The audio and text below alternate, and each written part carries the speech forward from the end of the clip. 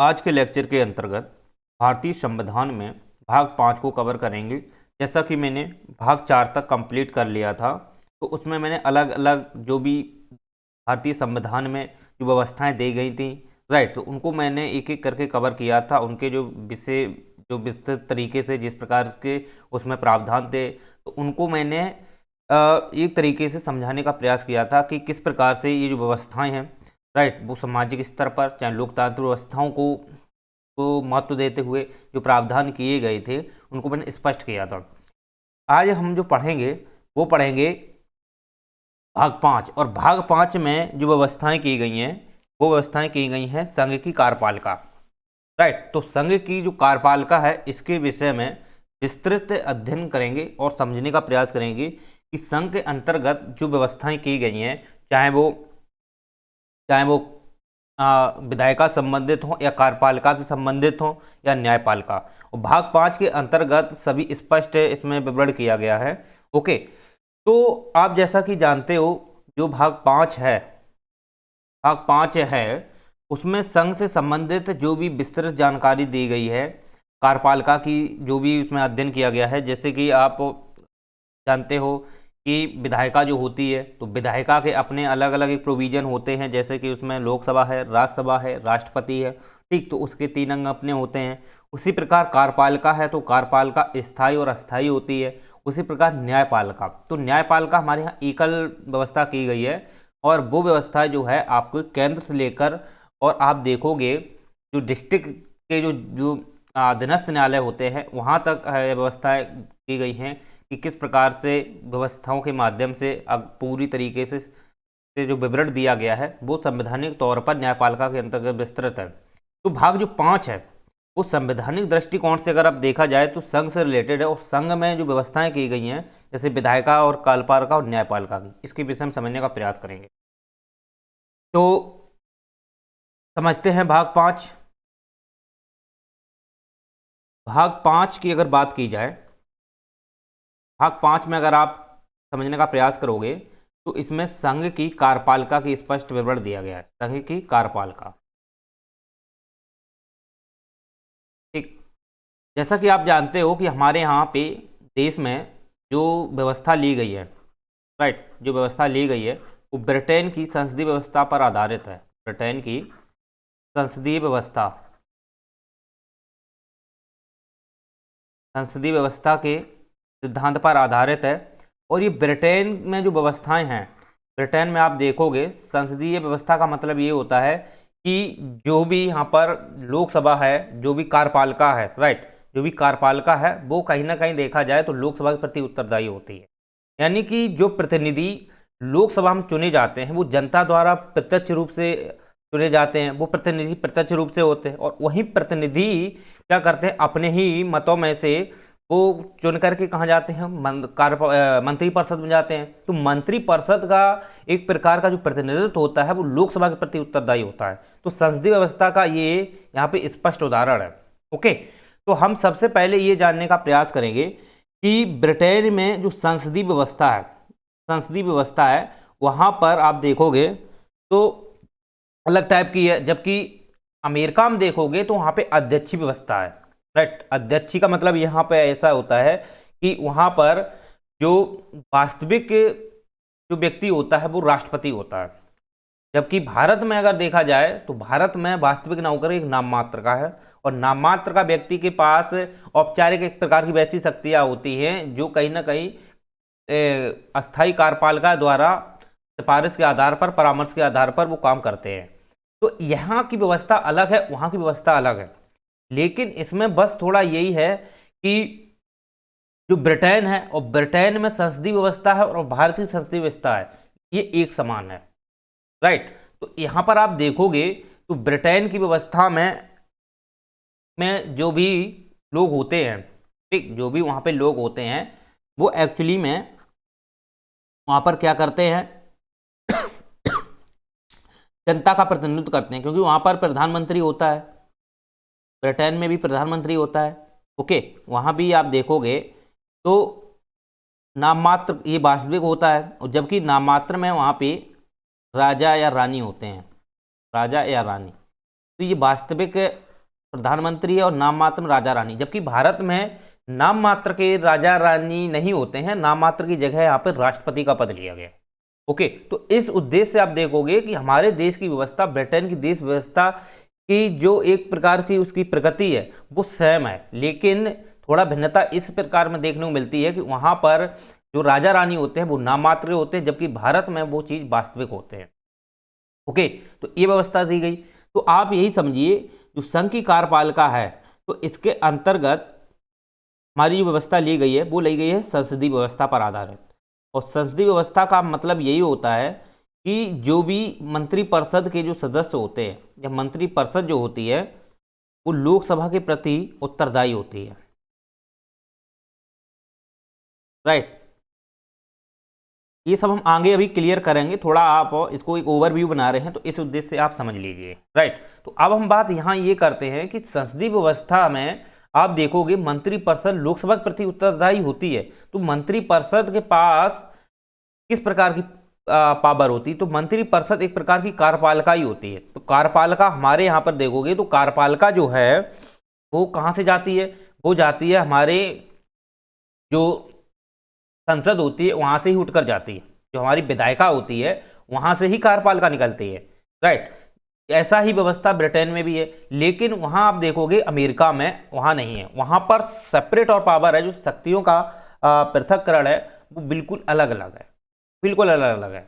क्योंकि वहां पर अगर व्यवस्थाएं देखोगे तो अध्यक्षी है, और अध्यक्षी व्यवस्था में आप देखते हो कि यहाँ पर वास्तविक कौन होता है? वो होता है राष्ट्रपति, वास्तविक राष्ट्रपति होता है।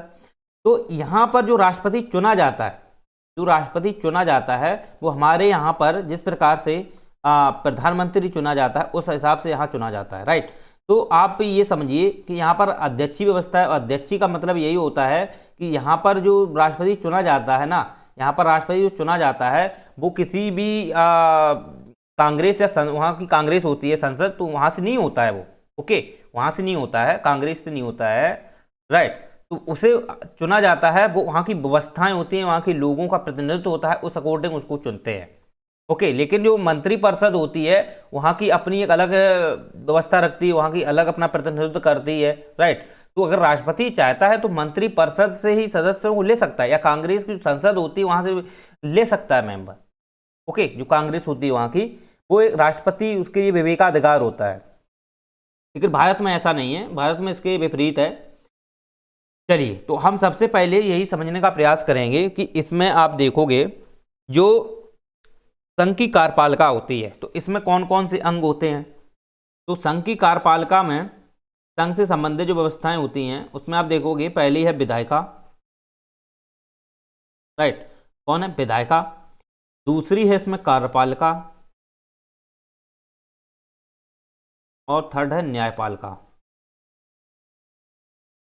ओके, तो विधायिका, कार्यपालिका और न्यायपालिका, ये तीन सिद्धांत पर या तीन इन प्रणाली के आधार पर, सिस्टम के आधार पर हमारे देश की जो केंद्रीय व्यवस्था है उसको संचालित किया जाता है। यानी कि विधायिका जो होती है वो विधि निर्माण से संबंधित है, यानी कि विधायिका विधि यानी कानून बनाने के लिए प्रासंगिक है, कानूनों को बनाती है, कानून निर्माता वहाँ के जो लोग होते हैं उनको कानून बनाने का अपना एक अधिकार होता है, विशेषाधिकार भी होता है। तो उस हिसाब से वो क्या बनाते हैं? कानून बनाते हैं, और उन कानूनों को वो क्या करते हैं? चलाते हैं। राइट, और जबकि कार्यपालिका जो होती है वो एक्चुअली में देखोगे तो केंद्र से संबंधित जो विधियां होती हैं, राइट, तो उनको ऑपरेट करने का भी ये काम करती है। दूसरी बात है, ये मंत्रिपरिषद जो होती है कार्यपालिका ही होती है, ये भी क्या करती है कि जो भी योजनाएं होती हैं, जो भी प्रयोजन होते हैं, उन व्यवस्थाओं को भी संचालित करती है। तो कार्यपालिका का ये कार्य होता है। तो विधायिका में अगर आप देखोगे तो विधायिका आपकी कहाँ से बनी होती है? ये लोकसभा से, राज्यसभा और राष्ट्रपति, ये तीन अंग होते हैं। राइट, लोकसभा, राज्यसभा और राष्ट्रपति, ये तीन अंग होते हैं। तो इन्हीं तीन अंगों पर ही हमारी विधायिका बनती है, और विधायिका का जो काम होता है वो होता है विधि निर्माण बनाना, यानी कानून बनाना। ओके, और कानून बना करके आप देखोगे लोकसभा, राज्यसभा और राष्ट्रपति तक जाते हैं। राइट, तो इन आधार पर, इनके आधार पर ही यहाँ पर व्यवस्थाएं जो होती हैं केंद्र स्तर पर चलते हैं। अब कार्यपालिका की आप देखोगे तो कार्यपालिका में भी दो अंग होते हैं, जैसे एक स्थायी कार्यपालिका होती है और एक अस्थायी कार्यपालिका होती है, राइट। तो स्थायी कार्यपालिका जो होती है, स्थायी, इसे आप देखोगे तो स्थायी के अंतर्गत जो चुने जो जो स्थायी लोग होते हैं, यानी कि अधिकारी, जो भी ब्यूरोक्रेसी होती है, अधिकारी रैंक जो होते हैं, राइट, वो सभी किसी के अंतर्गत आ जाते हैं, किसमें, स्थायी कार्यपालिका में, क्योंकि ये मेहनत करके जाते हैं, मेहनत करके जाते हैं, पढ़ लिख कर जाते हैं, इतना मेहनत करते हैं, क्योंकि यहाँ पर जो लोग होते हैं वो यूपीएससी के होते हैं, आईएएस बन के जो लोग जाते हैं उनको ही यहाँ पर स्थायी कार्यपालिका के अंतर्गत रखा जाता है। और ये इनका कार्य क्या होता है कि विधि बनाना या योजनाएं बनाना, योजना कैसे संचालित करना या उस पर रिपोर्ट देना या किस प्रकार के विधियों को बनाना, कानून बनाना, इनका ये लेखा जोखा होता है। और ये क्या है, अपना रिपोर्ट जो होते हैं वो अस्थायी जो सदस्य होते हैं, अस्थायी जो कार्यपालिका होते हैं, उनको ये देते हैं। इसका मतलब ये है, जो अस्थायी कार्यपालिका होती है ये राजनीतिक रूप से जुड़ी हुई होती है। यहाँ पे राजनेता होते हैं जो जनता द्वारा ये प्रत्यक्ष रूप से चुनकर जाते हैं, प्रत्यक्ष रूप से चुनकर जाते हैं, लेकिन इनके ही प्रतिनिधित्व से जो मंत्रिपरिषद के सदस्य होते हैं वो यहीं से ही चुन के जाते हैं। मतलब जनता द्वारा ये प्रत्यक्ष रूप से चुने जाते हैं और यहीं से जो राजनीतिक नेता होते हैं, जो मंत्रिपरिषद में शामिल होते हैं, उनको चुना जाता है। इसका मतलब ये हुआ, जो कार्यपालिका होती है वो स्थायी और अस्थायी दो आधार पर होती है। स्थायी के अंतर्गत सभी वो अधिकारी आ जाते हैं जो जिस प्रकार से आप देखोगे जो हमारा ब्यूरोक्रेसी होती है उसमें अधिकारी, जैसे सचिव हुआ, कैबिनेट सचिव हुआ, राइट, एडजॉइंट सचिव हुआ। तो ये जो अधिकारी होते हैं इनका कार्य क्या है, विधि को जांच करना, विधि को समझाना या विधि को देश की व्यवस्था कैसे संचालित करना, उससे संबंधित जो रिपोर्टें होती हैं या कोई भी विधि या कोई भी आयोजना बनानी होती है तो उससे रिलेटेड इनका काम होता है।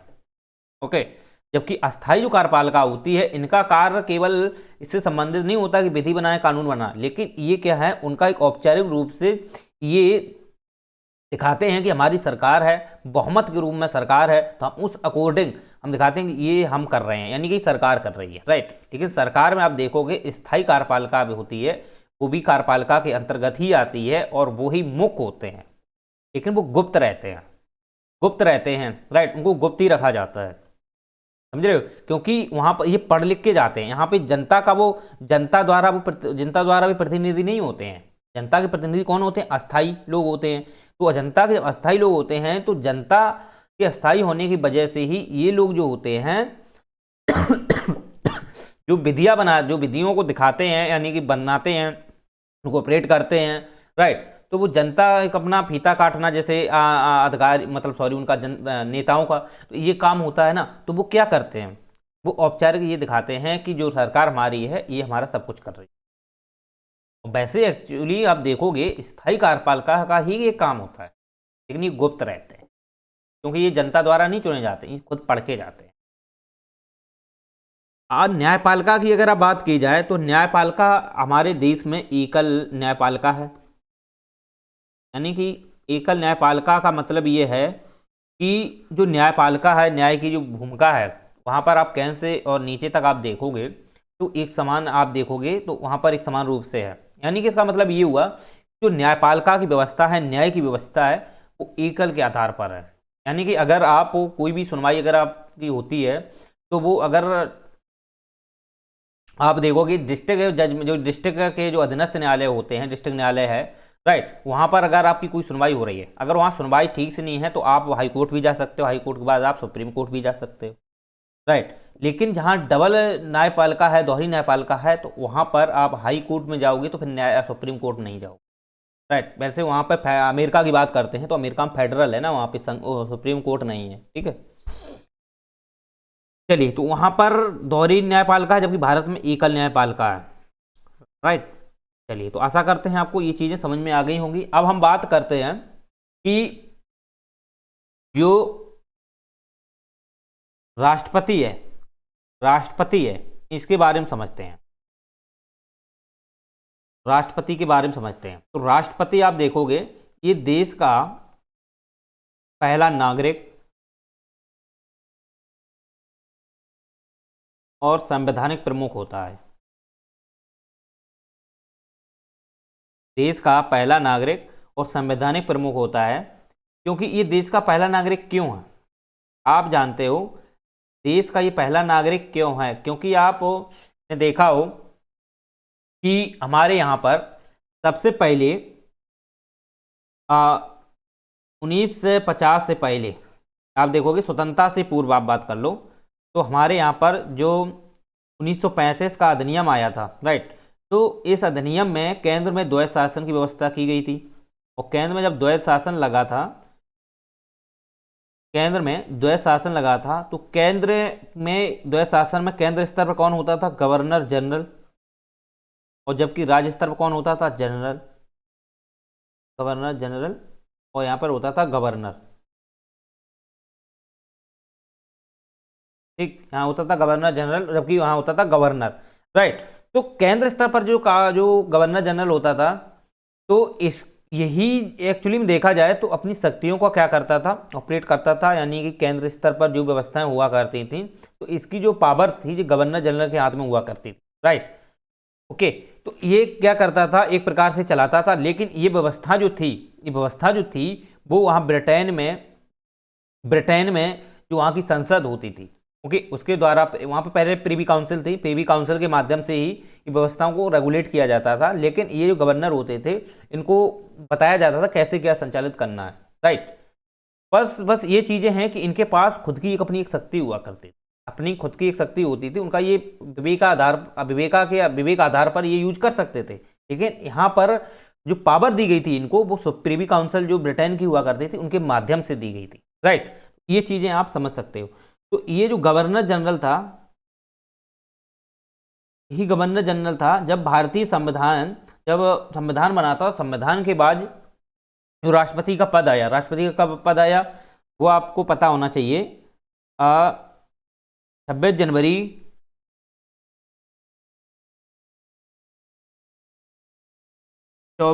1950, 24 जनवरी 1950 को ये पद आया, राइट। तो अब यही हम बात करते हैं कि इसमें जो पद जो रखा गया वो राष्ट्रपति रखा गया। और राष्ट्रपति का जो पद है, एक्चुअली में पहले ये गवर्नर जनरल जो हुआ करते थे भारत में, गवर्नर जनरल, उनके ही नाम पे ये रखा गया है। यानी कि गवर्नर जनरल है, उनके ही नाम पर रखा गया है। क्योंकि पहला यहाँ पर देखा जाए तो अंग्रेजों में जो व्यवस्था होती थी, जो सरकार अंग्रेजों की थी, तो उस समय गवर्नर जनरल पहला व्यक्ति हुआ करता था। इसी प्रकार से ये वहाँ पर देखा जाए तो ये भी एक प्रकार से शक्तियों का प्रयोग करता था, ये भी केंद्र शक्तियों का प्रयोग करता था। लेकिन इसकी शक्तियाँ जो थी, मेन जो शक्तियाँ थी, वो ब्रिटेन की जो प्रीवी काउंसिल हुआ करती थी उसके माध्यम से ये संचालित करता था, राइट। तो इसी प्रकार से जो भारत में जो राष्ट्रपति हैं वो इन्हीं के सिद्धांत पर, इन्हीं की व्यवस्थाओं के आधार पर ही तो हैं।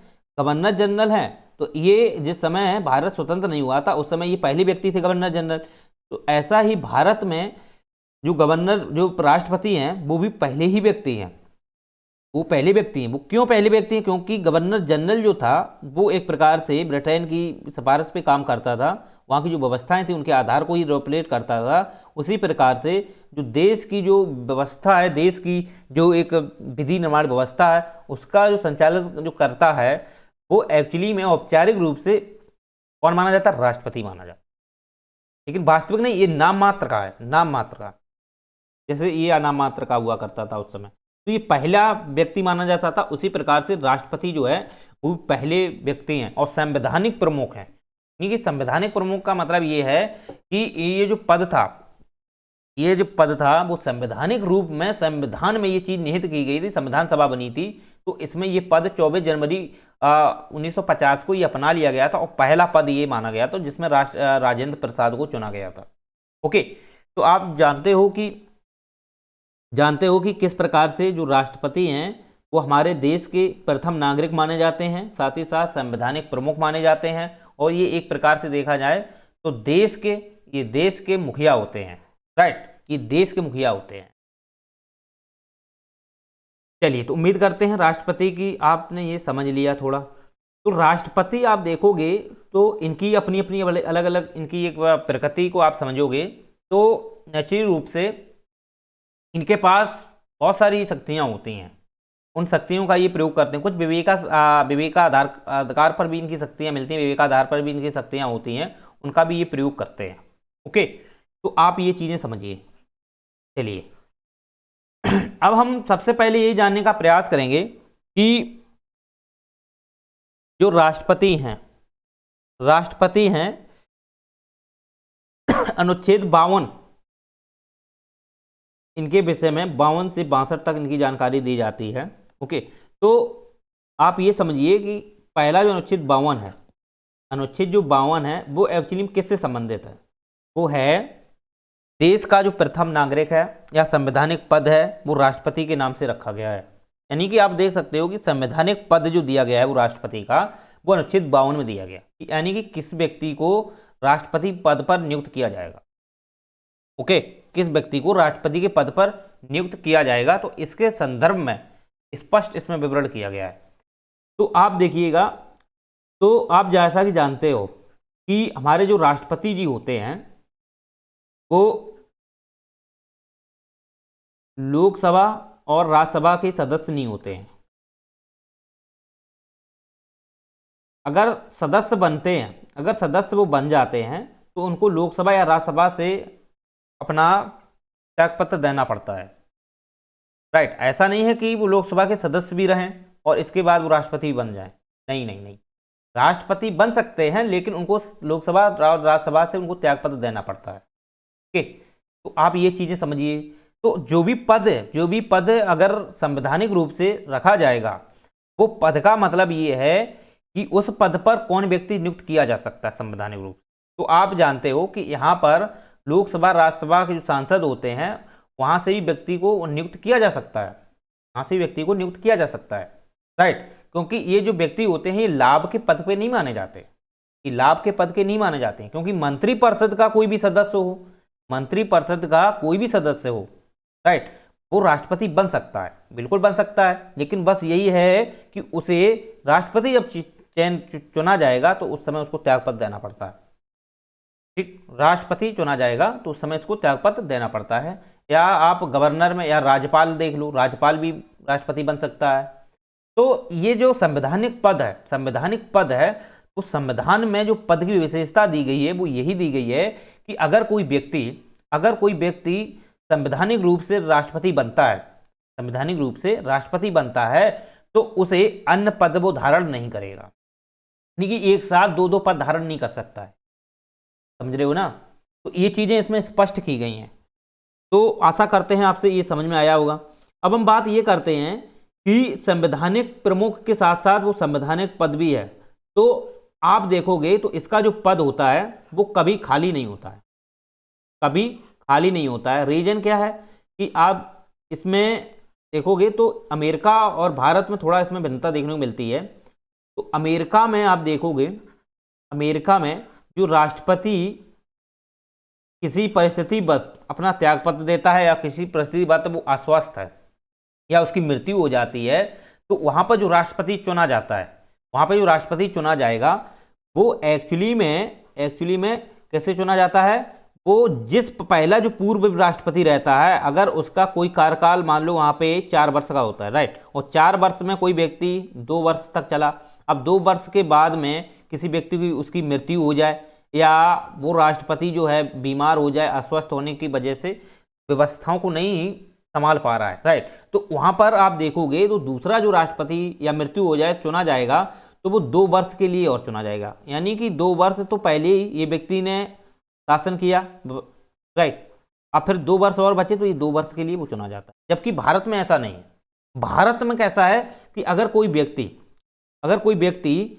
जो राष्ट्रपति है, अगर उसकी मृत्यु हो जाए किसी स्थिति बस, अगर उसकी मृत्यु हो जाती है किसी परिस्थिति बस, या वो अस्वस्थ है या बीमार है, राइट, तो उस व्यक्ति पर जो राष्ट्रपति है वहां पर जो दूसरा व्यक्ति चयन किया जाएगा वो 5 साल के लिए किया जाएगा।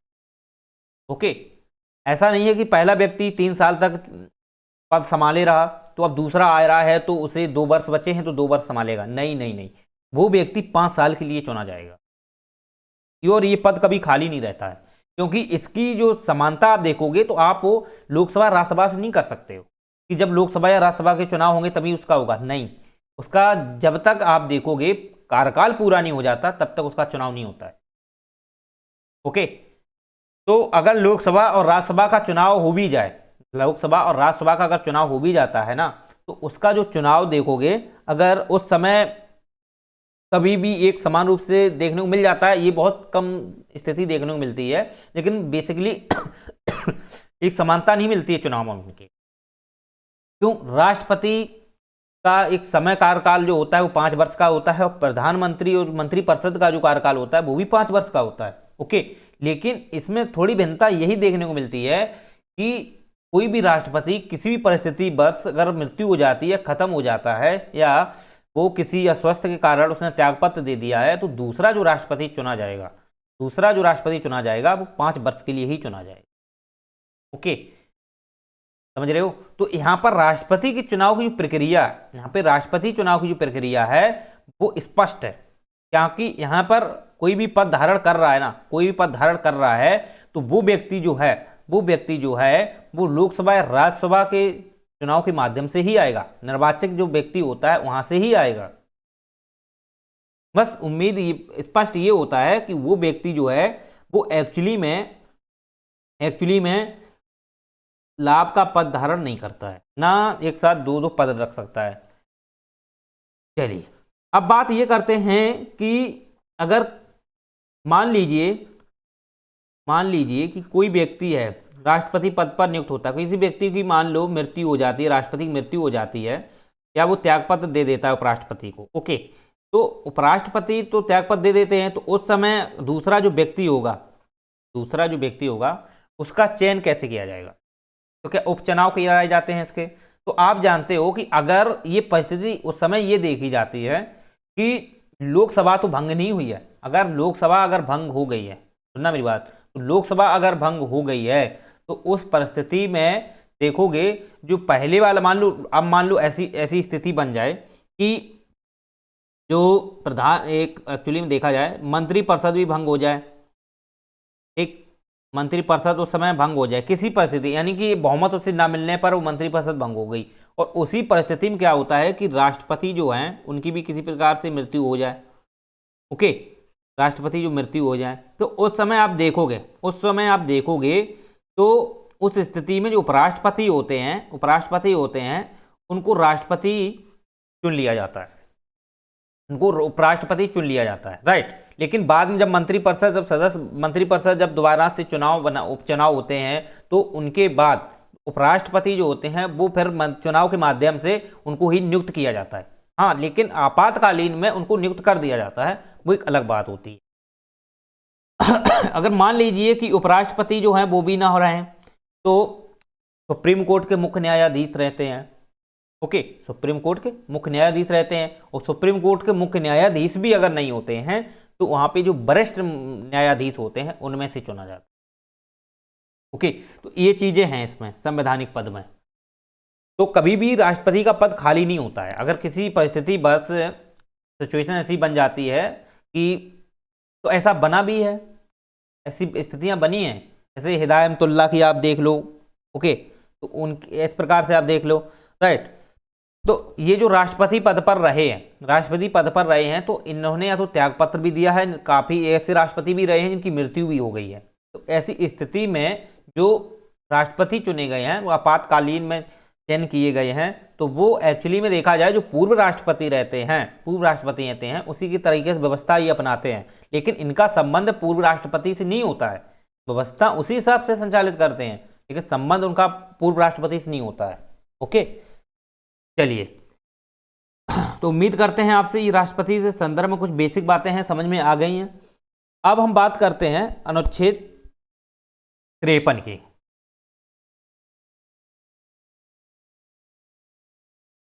अनुच्छेद जो 53 है वो क्या कहता है कि देश की जो भी शक्ति है, या हम ऐसे कह सकते हैं केंद्र की जो कार्यपालिका की जो शक्ति है वो किसके हाथ में है?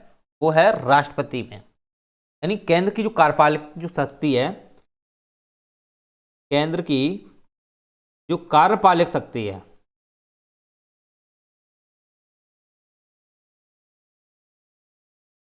वो राष्ट्रपति में निहित होगी।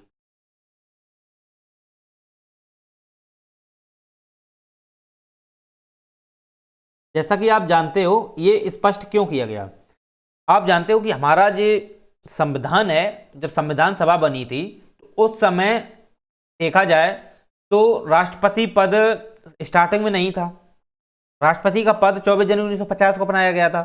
तो जब 24 जनवरी 1950 को बनाया गया था तो उस समय क्या हुआ था कि जो राष्ट्रपति थे, जब चुना गया था ना, तो राष्ट्रपति थे उस समय ये व्यवस्था स्पष्ट की गई थी कि राष्ट्रपति जो रहेंगे वो एक्चुअली में नाम मात्र के रहेंगे,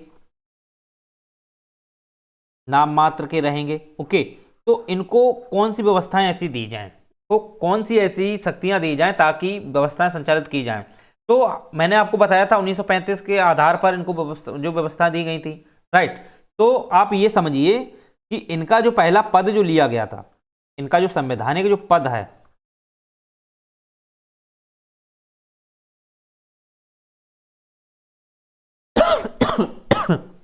इनका जो पद है वो अमेरिका से लिया गया है। पद इनका अमेरिका से लिया गया है। जबकि यथास्थिति आप देखोगे, यथास्थिति का मतलब है कि जैसे ब्रिटेन में जो राजा रानी होते हैं, जो ब्रिटेन में राजा रानी होते हैं नाम मात्र के, उसी के अकॉर्डिंग यानी कि नाम मात्र की बात है यहाँ पे, उसी के अकॉर्डिंग यहाँ पर यथास्थिति देखी जाती है। तो ये ब्रिटेन से ली गई है क्योंकि अमेरिका से पद लिया गया, राष्ट्रपति नाम का जो पद है वो अमेरिका से लिया गया। जबकि यथास्थिति है यानी कि इनकी जो यथास्थिति का मतलब ये होता है कि जिस प्रकार से ये अपनी व्यवस्था को रेगुलेट करते हैं नाम मात्र के आधार पर या सरकार की परामर्श के आधार पर जो काम करते हैं, ये जो व्यवस्था ली गई है परामर्श की, ये ली गई है ब्रिटेन से। ब्रिटेन का जो अपना एक संविधान है उनके अकॉर्डिंग ये व्यवस्था ली गई है। जबकि निर्वाचन की आप व्यवस्था देखोगे, निर्वाचन की व्यवस्था है वो आयरलैंड से ली गई है, राइट। जो ब्रिटेन की आधार पर आप देखोगे तो यथास्थिति पे ली गई है। जबकि प्रधान जो राष्ट्रपति का जो एक निर्वाचन जो होता है वो आयरलैंड से लिया गया है। ओके, तो निर्वाचन आप आयरलैंड से देख सकते हो और संवैधानिक पद अमेरिका से देख सकते हो। तो ये 3 देश के आधार पर ही हमारे देश का जो राष्ट्रपति होता है उनकी पूरी व्यवस्था की गई। ओके, तो आप यही समझिए कि इन्हीं के आधार पर ही आप देखोगे जो केंद्र की जो कार्यपालक शक्ति है, केंद्र की जो कार्यपालक शक्ति है वो राष्ट्रपति के में निहित होगी। क्योंकि ये जो राष्ट्रपति शब्द है ना, ये अमेरिका में, और अमेरिका में सबसे ये राष्ट्रपति जो होता है वो पावरफुल होता है, वास्तविक शक्ति होती है। जबकि आप देखोगे ब्रिटेन में तो ये एक प्रकार की देखा जाए तो ब्रिटेन में यथास्थिति के आधार पर, वहाँ की नाम मात्र के आधार पर है। तो इसे जो राष्ट्रपति के अंदर जो यथास्थिति है वो नाम मात्र के आधार पर है। तो अमेरिका में एक प्रकार से ये कैसी है, अमेरिका में एक पावरफुल होता है, वास्तविक शक्तियों से युक्त होता है व्यक्ति राष्ट्रपति। तो कहीं ना कहीं उसका प्रभाव है, वो प्रभाव क्या है, राष्ट्रपति। लेकिन कार्यपालक शक्ति राष्ट्रपति में निहित होगी। ओके, तो इसका मतलब ये हुआ कि बिना राष्ट्रपति के साइन के कोई भी कार्य पूरा नहीं हो सकता है, लेकिन ये कार्य राष्ट्रपति जो होते हैं कार्यपालक शक्ति के इनके अंदर निहित जरूर है, लेकिन ये सरकार के मुखिया नहीं होते हैं, सरकार के अंतर्गत नहीं आते हैं। ये समझ रहे हो, ये कार्यपालिका के मुखिया नहीं होते हैं, लेकिन सरकार के अंडर में आ जाते हैं। केंद्र में जो सरकार होती है उसमें तो आ जाएंगे, लेकिन ये कार्यपालिका के मुखिया नहीं होते हैं। और कार्यपालक जो होती है वही मुख्य सरकार मानी जाती है। समझ रहे हो, तो ये चीजें आप समझिए कि राष्ट्रपति जो हैं वो देखा जाए जो कार्यपालक शक्ति होती हैं, जो वास्तविक शक्तियों का प्रयोग करता है, वो करने के बाद जो राष्ट्रपति पे जो एक नाम मात्र की शक्तियों का प्रयोग करता है वो इनके परामर्श के आधार पर ही करता है। लेकिन यहाँ पर स्पष्ट ये किया कि कार्यपालक शक्ति राष्ट्रपति में निहित होगी, राष्ट्रपति में निहित जरूर है, लेकिन वो कार्यपालक के मुखिया नहीं है। कार्यपालक का मतलब सरकार के ये मुखिया नहीं होते हैं। समझ रहे हो, तो सरकार के मुखिया कौन होते हैं, प्रधानमंत्री या उनकी मंत्रिपरिषद जो गण होता है वो माने जाते हैं। चलिए, तो अनुच्छेद 53 आपको समझ में आ गया। अनुच्छेद 54 की अगर हम बात करें, अनुच्छेद 54 यहां पर निर्वाचन की बात की गई है। निर्वाचन, यानी कि राष्ट्रपति का जो निर्वाचन है किस प्रकार से किया जाएगा, इनके पीछे कौन कौन से ऐसे व्यवस्थाएं हैं या कौन कौन सी ऐसी प्रणाली हैं जिनके आधार पर इनका निर्वाचन होता है। तो आप जैसा कि जानते हो, तो जो निर्वाचन की जो प्रक्रिया ली गई है, निर्वाचन की जो प्रक्रिया ली गई है वो कहाँ से ली गई है, वो आयरलैंड से ली गई है। और आयरलैंड में आप देखोगे, आयरलैंड में जो निर्वाचन होता है, आयरलैंड में जो निर्वाचन होता है वो किन आधारों पर होता है, तो वहाँ पर जो भी व्यवस्थाएं हैं या वहाँ की जो भी अपनी एक व्यवस्था है, चाहे वो संसद हो या मंत्रिपरिषद जो भी हो, तो उनके आधार पर वहाँ पे लेते हैं।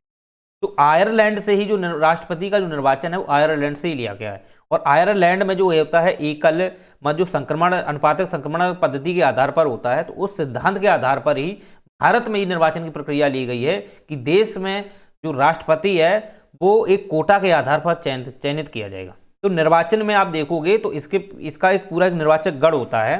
तो निर्वाचक गण का मतलब आप समझिए, निर्वाचक गण, राइट, जैसे हम बोलते हैं निर्वाचक मंडल। चलिए, तो निर्वाचक जो मंडल होता है, इसमें निर्वाचक मंडल एक्चुअली पहले ये समझिए कि निर्वाचक मंडल बोलते किसे हैं। तो निर्वाचक मंडल वो मंडल होता है जहां पर ऐसे प्रतिनिधि होते हैं जो जनता के द्वारा प्रत्यक्ष रूप से चुने जाते हैं, जो जनता के द्वारा प्रत्यक्ष रूप से चुने जाते हैं, जिसमें आपने देखा हो लोकसभा है, राज्यसभा है, जो जनता का प्रतिनिधित्व करते हैं, जनता के प्रति उत्तरदायी होते हैं, उन व्यक्तियों का ही एक निर्वाचक गण होता है, निर्वाचक मंडल होता है। उन्हीं निर्वाचक मंडल द्वारा ही राष्ट्रपति का चयन किया जाता है, निर्वाचन किया जाता है, समझ रहे हो। तो निर्वाचक मंडल उसी को बोलते हैं जो जनता, जो 18 वर्ष से ऊपर जो व्यक्ति हैं उनके द्वारा मत, जो प्रत्यक्ष रूप से जो व्यक्तियों को, मतलब जो प्रतिनिधि होते हैं उनको जो वोट डालते हैं, और वही व्यक्ति जो होते हैं वो राष्ट्रपति को चुनते हैं। तो राष्ट्रपति को जो चुनते हैं, जो प्रतिनिधि चुनते हैं, जनता द्वारा प्रत्यक्ष रूप से गए हैं चुनकर, तो वही व्यक्तियों से जो निर्वाचन किया जाता है वही निर्वाचन मंडल होता है, वही निर्वाचक मंडल होता है। ओके, तो आप जैसा कि जानते हो कि निर्वाचन जो है वो हमारे देश में आप देखोगे जो राष्ट्रपति हैं, हमारे देश के जो राष्ट्रपति हैं उनका जो निर्वाचन होता है वो अप्रत्यक्ष आधार पर होता है, अप्रत्यक्ष आधार पर। अप्रत्यक्ष आधार पर आप समझोगे कि इसका मतलब ये हुआ कि यहाँ पर जनता सीधे मत नहीं देती है, जनता सीधे वोट नहीं डालती है।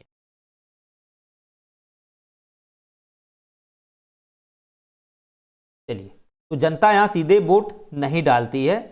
यहाँ पर वोट कौन डालती है, वो आप देखोगे जो लोकसभा प्लस राज्यसभा और जो भी राज्य हैं, ठीक, वहाँ की जो विधानसभा हैं, सभी जो विधायक होते हैं वो वोट डालते हैं, प्लस 71वां संविधान संशोधन में दिल्ली और पुदुचेरी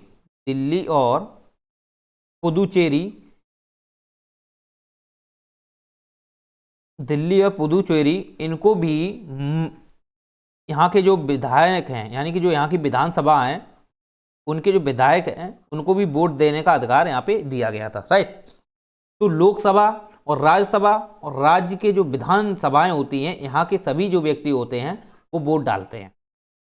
लोकसभा की अगर बात की जाए तो लोकसभा और राज्यसभा, ओके, तो यहाँ पर जितने भी व्यक्ति होते हैं ये निर्वाचित होते हैं। अगर व्यक्तियों की यहाँ पे सभी की नहीं बात कर सकते हम, क्योंकि आप देखोगे तो जो वोट डालते हैं राष्ट्रपति को, वो निर्वाचित सदस्य डालते हैं, सभी सदस्य वोट नहीं डालते हैं, ये बात याद रखना। लोकसभा, राज्यसभा, राज्य के जो विधानसभा होते हैं, यहाँ पर सभी व्यक्ति मत नहीं डालते हैं, निर्वाचित सदस्य वोट डालते हैं, जो जनता द्वारा चुने गए हों वो वोट डालते हैं। ओके, तो निर्वाचित सदस्य कौन कौन होते हैं, जैसा कि आप जानते हो लोकसभा में अधिकतम कितनी सीट निर्धारित की गई हैं, वो 552 की गई हैं, और 552 में से 545 सीटें जो होती हैं वो चयन की जाती हैं वर्तमान में, वो वर्तमान में चयन की जाती हैं। तो 545 में से 543 जो सीट होती हैं, 543 जो सीटें होती हैं वो एक्चुअली में निर्वाचित हैं, राइट, वो निर्वाचित हैं। और प्लस में जो 2 होती हैं ये निर्वाचित नहीं होती हैं, ये किसी जनता द्वारा नहीं चुनी जाती, ये मनोनीत किए जाते हैं, मनोनयन किए जाते हैं राष्ट्रपति द्वारा। राष्ट्रपति इनको मनोनीत करता है। और राष्ट्रपति जो होता है इनको मनोनीत क्यों करता है, ये प्रतिनिधित्व किसका करते हैं, एक्चुअली में जो एंग्लो इंडियन होते हैं तो उनका एक प्रकार के प्रतिनिधित्व करते हैं ये। ओके, लेकिन बात यहाँ आती है कि ये व्यक्ति जो होते हैं किसी एंग्लो इंडियन जो भारत में रह रहे हैं, ठीक है, ब्रिटेन के हैं, पहले जो रहते रहे वो अब रह रहे हैं, एंग्लो इंडियन उसे बोलते हैं जो अंग्रेजी शासन में जो ब्रिटेन के लोग रह रहे थे और अंग्रेजी शासन के बाद व्यवस्थाएं स्वतंत्र हो गया भारत, इसके बाद भी वो लोग रह रहे हैं, स्थायी रूप से लोग रह रहे हैं, उनका प्रतिनिधित्व के लिए यहाँ एंग्लो इंडियन चयन किया जाता है। लेकिन ये उनके द्वारा चुने नहीं जाते हैं, ये उनके द्वारा नहीं चुने जाते हैं, क्योंकि ये जो डायरेक्ट मनोनीत किए जरूर जाते हैं, लेकिन ये किसी भी व्यक्ति द्वारा ये कभी नहीं चयन किए जाते हैं। ओके, तो इनका जो प्रतिनिधित्व आप देखोगे, आप तो ये करते जरूर है एंग्लो इंडियन जो प्रतिनिधित्व जरूर करते हैं अपने लोगों का, हालांकि इनको वोट जो होता है वो एंग्लो इंडियन नहीं देते हैं, जनता इनको वोट नहीं देती है, तो मनोनयन किया जाता है। इसलिए जब इनका कोई चयन नहीं होता है, कुछ नहीं होता है, तो ये निर्वाचित नहीं, जब इनका मतलब ये निर्वाचित नहीं होते हैं, जनता द्वारा चुने नहीं जाते हैं, तो फिर इनका किसी भी प्रकार का राष्ट्रपति में वोट डालने का अधिकार नहीं होता है। रीजन ये होता है कि जो राष्ट्रपति होते हैं उनमें निर्वाचित सदस्य वोट डालते हैं। निर्वाचित सदस्य जो कौन होते हैं, जो जनता द्वारा चुने जाते हैं, और जबकि एंग्लो इंडियन जनता द्वारा चुने नहीं जाते हैं, तो इनमें वोट डालने का अधिकार नहीं होता है। ओके, तो 2 एंग्लो इंडियन आप ले लीजिए। तो इस प्रकार हम ये नहीं कहेंगे कि जो लोकसभा है और राज्यसभा है, एक मिनट और समझ लीजिए। अब राज्यसभा की अगर बात कही जाए तो राज्यसभा में सबसे अधिकतम व्यक्ति कितने हैं, अधिकतम है 250। ओके, और वर्तमान में कितने होते हैं, 245, राइट। तो 245 में से जो 233 हैं ये निर्वाचित होते हैं, ये सदस्य निर्वाचित होते हैं 233, जबकि 245 में से 233 होते हैं, और 12 जो होते हैं वो आप देखोगे अलग अलग क्षेत्र में जो काफ़ी डेवलप होते हैं, जैसे कि साहित्य के क्षेत्र में देख लो, वैज्ञानिक क्षेत्र में देख लो, कला के क्षेत्र में देख लो। ओके, तो इन क्षेत्रों से जो लोग काफ़ी अपने आप को डेवलप होते हैं, काफ़ी महत्व युक्त होते हैं, इनकी प्रासंगिकता बहुत ज़्यादा होती है देश में, तो वहाँ से ये मनोनीत कर लेते हैं कौन, राष्ट्रपति। तो फिर ये भी जनता द्वारा नहीं चुने जाते हैं। ओके, ये भी जनता द्वारा नहीं चुने जाते हैं, लेकिन ये जो व्यक्ति होते हैं एक्चुअली में ये विधायक के रूप में जनता द्वारा चुने जाते हैं। जब ये विधायक होते हैं तो इनको जनता चुनती है, जो विधानसभा होती है उनसे जनता चुनती है, वहीं से ये सदस्य चुने जाते हैं राज्यसभा में। ओके, वहीं से सदस्य चुने जाते हैं, तो इसलिए ये जो व्यक्ति होते हैं ये निर्वाचित माने जाते हैं।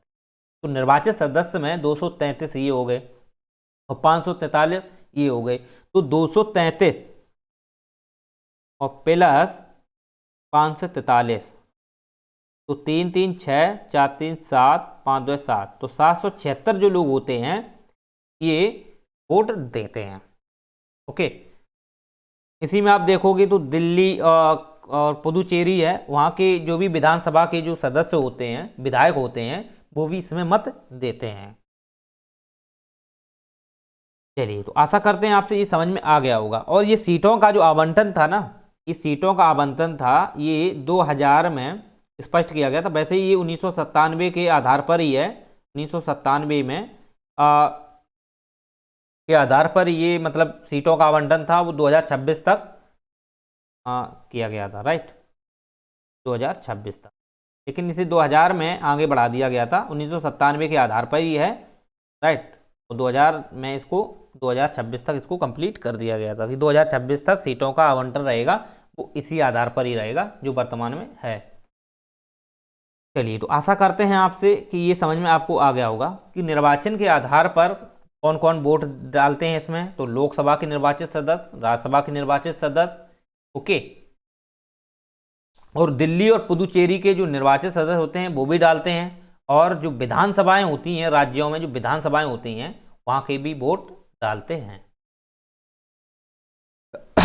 चलिए, तो आशा करते हैं आपसे ये समझ में आ गया होगा।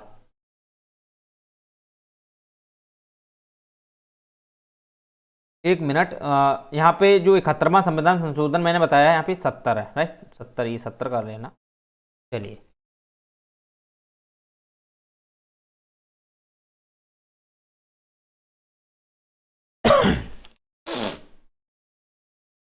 हेलो, चलो अब हम बात करेंगे कि इनका जो मत का मूल्य है, चाहे वो राज्यसभा के सदस्यों का हो या लोकसभा के सदस्य हों या विधानसभा के सदस्य हों, इनके मतों का मूल्य क्या होता है, इनको थोड़ा आप समझने का प्रयास करेंगे। देखिए, आप जैसा कि जानते हो, मैंने आपको बताया कि जो निर्वाचक गण होता है, निर्वाचक मंडल होता है, उसमें 18 वर्ष से जो भी सभी व्यक्ति होते हैं उनके द्वारा जो चुने जाते हैं प्रतिनिधि, उनके द्वारा ही वहाँ पे वोट दिया जाता है, राइट। तो उसी प्रकार से आप देखोगे कि जो विधानसभा के जो सदस्य होते हैं, एक विधानसभा के जो सदस्य होते हैं उनको भी जनता ही चुनती है, 18 वर्ष से ऊपर ही जनता ही चुनती है। तो आप यहाँ पर क्या देख रहे हो कि जो मत है, जो मत है वो विधानसभा का मत, विधानसभा के सदस्य का मत और लोकसभा के सदस्य का मत का एक समान होता है? नहीं। क्यों? भले ही इनको जनता चुनती है, जितने वोट सांसद को पड़ते हैं, मान लीजिए सांसद को पड़ते हैं, उतने ही वोट विधायक को भी पड़ते हैं। जिस प्रकार से अगर मान लो लोकसभा का चुनाव हो रहा है, लोकसभा का चुनाव हो रहा है, तो यहाँ जो व्यक्ति चुने जाएंगे तो वहाँ उन्हें जो वोट देगी जनता, उन्हें वोट देगी, उतनी ही जनता देगी, उतनी ही जनता देगी। और जब विधायक चुने जाते हैं, सुनना मेरी बात, किसी राज्य की बात कर रहे हैं, अगर किसी राज्य से लोकसभा से कोई सदस्य खड़े हुए हैं, लोकसभा से, चाहे वो बीजेपी से हो कांग्रेस से हो, वो अलग बात है, जो सदस्य खड़े हुए हैं उन्हें जो वोट दिया जाएगा, उन्हें जो वोट दिया जाएगा वो जनता ही देगी, वो राज्य की जनता देगी। तो राज्य की जनता उन्हें भी वोट देगी, और राज्य की जनता के साथ साथ आप देखोगे जब विधानसभा के चुनाव होते हैं तो विधानसभा में भी जो विधायक होते हैं उन्हें भी उतनी ही जनता वोट देती है, उन्हें भी उतनी ही जनता वोट देती है। तो क्या आप ये कह सकते हो कि इनके जो मत मूल्य हैं वो एक समान होते हैं? नहीं। भले ही इनको जनता एक समान रूप से चुनती है, भले ही जनता का जो प्रतिनिधित्व होता है वो एक समान इनमें देखने को मिलता है, लेकिन फर्क ये होता है कि जो विधायक होते हैं वो कम लोगों का नेतृत्व करते हैं, जबकि सांसद जो होते हैं वो ज्यादा लोगों का नेतृत्व करते हैं। यानी कि जो सांसद होते हैं वो अधिक से अधिक, यानी कि इनकी जो सीटें होती हैं बहुत कम होती हैं। किसी राज्य में मतलब सांसद की जो सीटें हैं बहुत कम होती हैं। जैसे भारत में देख लो, यूपी में देखो तो इसकी शायद सदस्य की सीटें मान लो 81 हैं, ओके ठीक। और जैसे यूपी में विधानसभा की जो सीटें हैं 403 हैं, तो इनकी सीटें 81, इनकी 403, तो इनकी 81 और 403 अगर आप सीटें देखोगे तो 81 का जो प्रतिनिधित्व होगा, इनका जो नेतृत्व होगा वो भी राज्यों के जितने भी सदस्य हैं, या सॉरी राज्य की जितनी भी जनता है उसका भी ये प्रतिनिधित्व करेंगे। और 403 जो विधानसभा के जो सदस्य होते हैं, विधायक होते हैं, वो भी उतना ही प्रतिनिधित्व करेंगे। ओके, तो आप यहाँ क्या देख रहे हो कि जनता उतनी ही है, जनता उतनी है, तो जनता के आधार पर तो ये एक समान दिखाई पड़ते हैं, जनता के आधार पर एक समान दिखाई पड़ते हैं। लेकिन इनकी जो नेतृत्व होता है उसमें काफी अलग अलग भिन्नताएं देखने को मिलती हैं। नेतृत्व के आधार पर हम इनको एक समान रूप से नहीं रख सकते हैं, तो इनका जो मत मूल्य होता है वो एक समान नहीं होता है।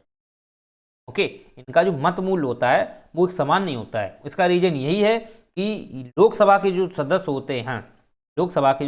होते हैं वो जनता का इतनी ज़्यादा से ज़्यादा जनता का प्रतिनिधित्व करते हैं, उनका नेतृत्व करते हैं, कि विधानसभा के जो सदस्य होते हैं कम का नेतृत्व। तो हम इनका मत मूल्य एक समान नहीं कह सकते।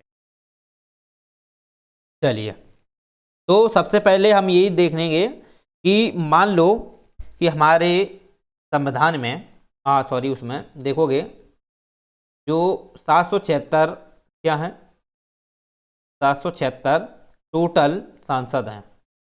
राज्यसभा और लोकसभा में टोटल 776 सांसद हैं।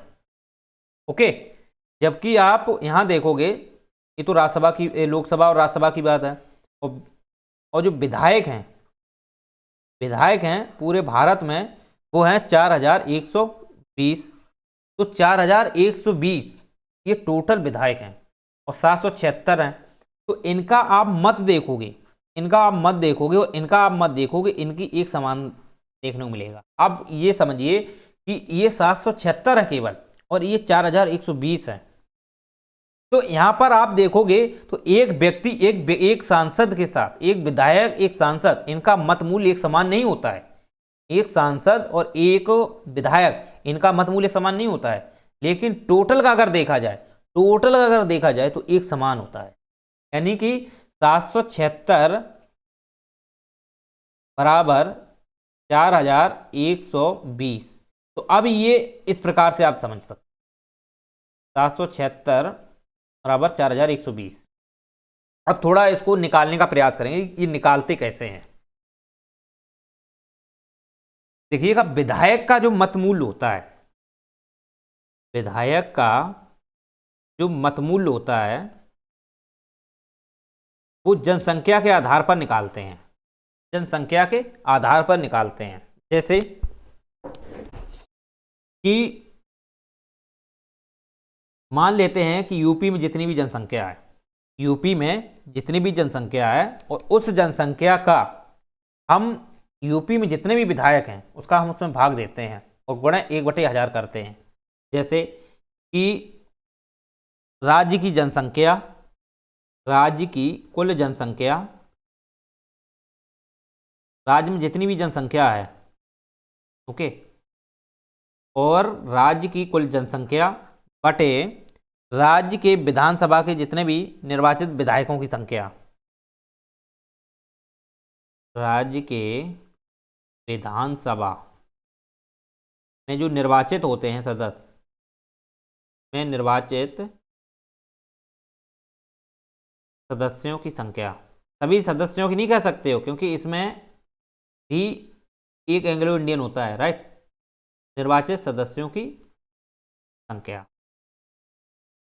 ओके। जैसे यूपी में मान लेते हैं कि 25 करोड़ जनसंख्या है, 25 करोड़ जनसंख्या है और 403 ये विधायक हैं।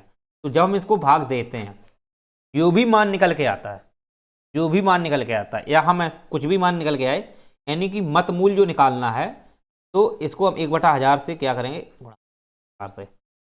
तो राज्य की कुल जनसंख्या बटे 403 गुणा 1000 ऐसे निकाल लो। जैसे 25 करोड़ यूपी की जनसंख्या है और 403 गुणा 1000, 1/1000 है ना, इस प्रकार से। तो जब हम इसकी वैल्यू निकालेंगे, काटेंगे, तो जो भी मूल्य आएगा, जो भी इसकी रिजल्ट आएगा, वैल्यू आएगी, वो वैल्यू जो है वो एक मत बराबर निकलेगी। यानी कि एक मत बराबर, यहाँ पर जनसंख्या के बेस पर इनका मत का मूल्य निकल आएगा कि एक विधायक जो होता है उसका मत मूल्य कितनी जनसंख्या के आधार पर है। ओके, आप समझिए ये चीजें। तो जो भी मान लेते हैं, हम मान लेते हैं 708, ठीक, हम मान लेते हैं एक मत मूल्य है वो 708 के बराबर है। एक मत मूल्य है, एक विधायक का जो मत मूल्य है वो 708 के बराबर है, राइट। तो इन्हीं के आधार पर आप देखोगे तो सांसद का जो मत मूल्य आएगा इन्हीं से ही निकल के आएगा। सांसद का मत मूल्य ये नहीं है कि ये विधायक का मत मूल्य है। सांसद जो होता है वो ज्यादा से ज्यादा व्यक्तियों का प्रतिनिधित्व करता है, नेतृत्व करता है ज्यादा से ज्यादा। तो इसलिए ये जो मत मूल्य निकल के आया, ये विधायक का निकल के आया, ना कि सांसद का।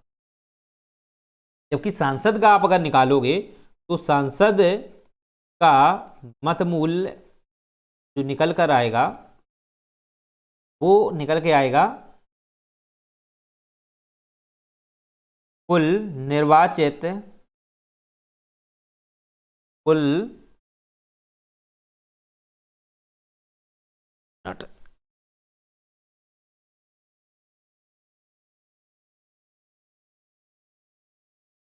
कुल निर्वाचित जो सदस्य होते हैं, कुल निर्वाचित सदस्य यानी कि विधानसभा के सदस्य, कुल निर्वाचित विधानसभाओं के सदस्य का मतमूल बटे 776, यानी कि सांसद का मतमूल, और सांसद का मतलब है संसद जो यानी कि लोकसभा और राज्यसभा दोनों हैं इसमें, प्लस राज्यसभा। ओके, तो यहाँ के जो निर्वाचित मतलब सांसद जो होते हैं उन्हीं का ही निकाला जाता है। 776 है ना निर्वाचित सदस्य सांसद।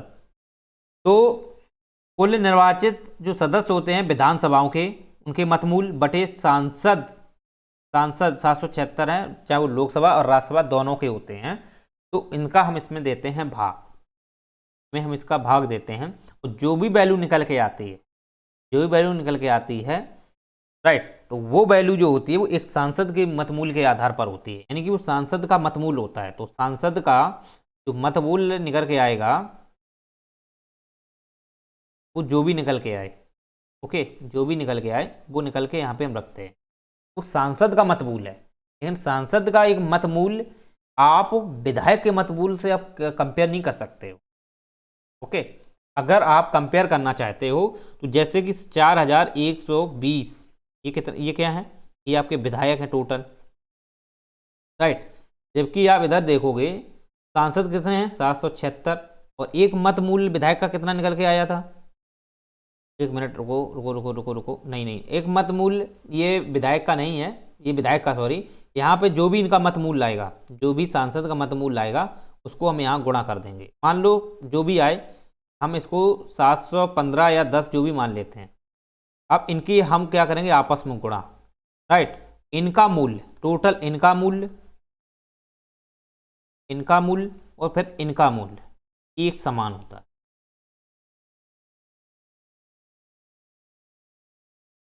तो 4120 जितने भी विधायक होते हैं उनके टोटल मूल्य और 776 के जितने भी सांसद होते हैं उनका मूल्य एक समान होता है, जबकि एक विधायक एक सांसद इनका मतमूल समान नहीं होता है, राइट। तो आप ये चीज समझिए।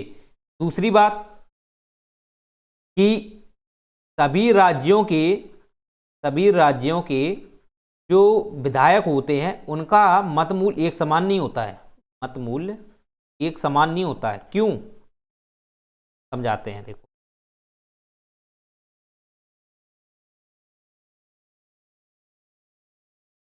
जैसे आप देखो यूपी का आप देख लो, तो यूपी में जनसंख्या ज़्यादा है क्योंकि इनका मतमूल जनसंख्या के आधार पर ही निकलता है, इनका मतमूल जनसंख्या के आधार पर ही निकलता है।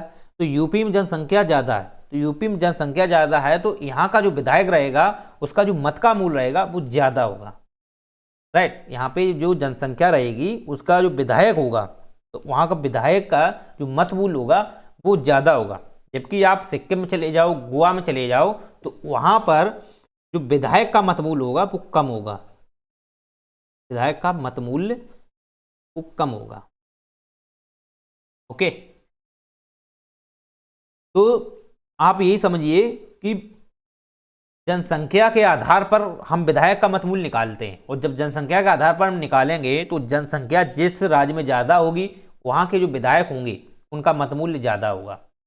और जबकि दूसरे राज्य की बात की जाए, सिक्किम है, गोवा है, तो वहाँ पर जनसंख्या कम है तो वहाँ के जो विधायक होंगे उनका मतमूल्य भी कम होगा। ओके, हाँ, ऐसा भी है कि जनसंख्या के आधार पर सीटें आवंटित की जाती हैं कि इसमें जनसंख्या ज़्यादा है तो यहाँ पर सीटें ज़्यादा रखी जाएं विधायक की, जिसमें कम है वहाँ भी कम रखी जाएं। लेकिन आप ऐसा नहीं कर सकते हो कि सीटें ज़्यादा कम ज़्यादा हो सकती हैं तो उनका मतमूल्य एक समान होगा, मतमूल्य भी एक समान नहीं होता है, मतमूल्य में भी भिन्नता होती है। ओके, मतमूल्य में भी भिन्नता होती है। ये क्यों भिन्नता होती है, आप जानते हो कि सीटों का जो आवंटन है, सीटों का जो आवंटन है वो 2026 तक कर दिया गया है। आप सीटों का आवंटन 2026 तक किया गया है, तो आप कहोगे कि सर कि सीटों का तो आवंटन 2026 तक किया गया है, तो यूपी की अगर जनसंख्या आप 2026 तक निकालोगे तो वो अभी 2000 से 2026 तक निकालोगे तो बहुत ज़्यादा होगी। कितनी बढ़ेगी, करोड़ों में जनसंख्या बढ़ रही है, निरंतर बढ़ रही कि नहीं। तो आप ये तो कह नहीं सकते हो कि 2000 में जब सीटें आवंटित की गई थी तब भी 403 थी, ओके, तब भी 403 थी। और आप मान लो सिक्किम है, तो सिक्किम में जितने भी हो 8-10 सीटें हो, जितने भी हो, ठीक, तो वहाँ पर जो विधायक की जो सीटें हैं मान लेते हैं जितनी भी हो, याद तो नहीं है मुझे, ठीक है, तो वहाँ पर मान लो 8 या 10 हैं, ठीक, सीटें हैं इनकी विधानसभा की, विधायक की सीटें हैं। तो यहाँ की जनसंख्या के आधार पर ये निकलते हैं। तो यहाँ की जो जनसंख्या है 2000 में जितनी भी हो उनके आधार पर और इनके आधार पर जो सीटें निर्धारित हम मान लेते हैं, अगर कर भी देते हैं कि 10 लाख पर कर दो, एक सीट 10 लाख पर, तो 403 है, 403 है, तो 403 10 लाख पर एक है, तो 403 गुणे 10 लाख करोगे तो यूपी की मान लो जनसंख्या निकल के आ गई। अब इसी प्रकार से इसकी 8 अगर सीटें हैं, 8 सीटें हैं तो 10 लाख पर इसमें भी अगर निकालोगे 80 लाख जनसंख्या इसकी भी हो गई। अब बात यहाँ सुनना, ये 2026 तक आंकड़ा किया गया है सीटों का, यहाँ की मान लो 8 है, यहाँ 403 है, तो इनका जो आंकड़ा जो दिया गया है एक कंप्लीट, वो 2026 तक दिया गया है।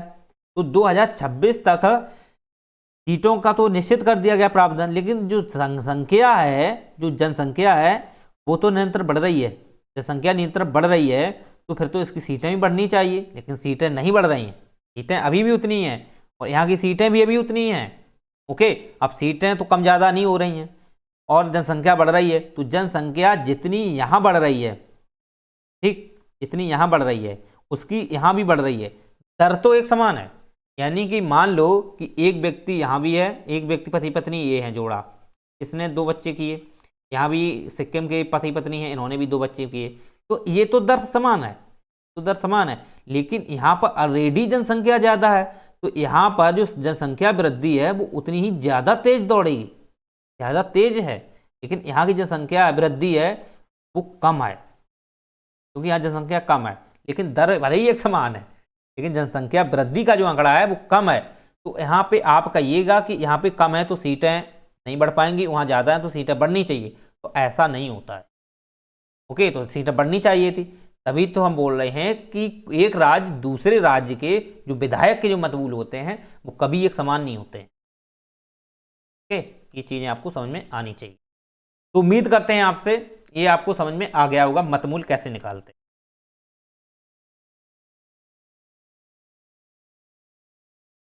इसी को हम बोलते हैं आनुपातिक प्रतिनिधित्व। इसे हम क्या बोलते हैं, आनुपातिक प्रतिनिधित्व। यानी कि जो 776 मेंबर हैं और एक सांसद का जो मतमूल्य है उनको जब आपस में गुणा करते हैं और 4120 मेंबर जो विधायक होते हैं उनका जो मतमूल्य निकल के आता है वो एक समान होता है, ओके। तो इसलिए इनके मतमूल्य जो होते हैं एक समान के आधार पर ही हम बोलते हैं आनुपातिक प्रतिनिधित्व। अनुपातिक प्रतिनिधित्व यानी कि जो भी वैल्यू इनकी आएगी उनका अनुपात और जो भी वैल्यू इनकी आएगा इनका अनुपात एक समान होता है, तो इनका जो प्रतिनिधित्व होता है वो एक समान होता है, इसलिए अनुपातिक प्रतिनिधित्व बोलते हैं। समझ में आया? चलिए,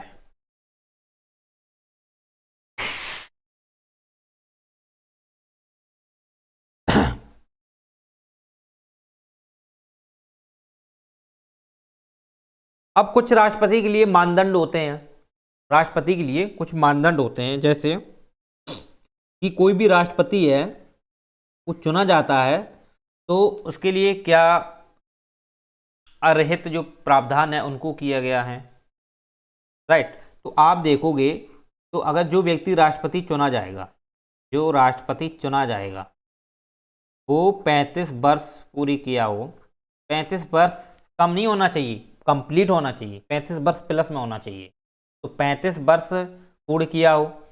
दूसरी बात, वो भारत का नागरिक होना चाहिए, भारत का नागरिक होना चाहिए।